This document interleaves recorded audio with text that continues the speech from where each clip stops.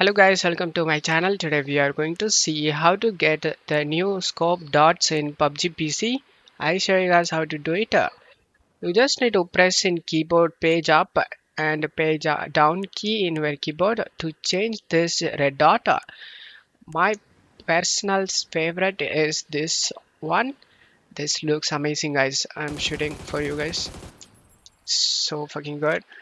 To change this dot visibility, you can scroll up to increase the visibility, scroll down to decrease the visibility. As you can see, now I'm showing you guys the holograph one. Page up key in your keyboard, again. In red dot, this one is good. You can change it by your preferences. For 2x only 2 is available, only the two colors.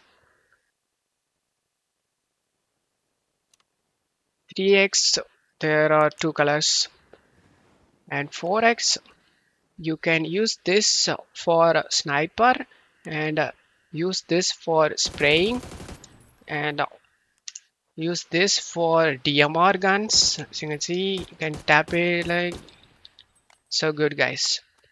And that's it for today's video guys. Give me a like and subscribe. Thank you.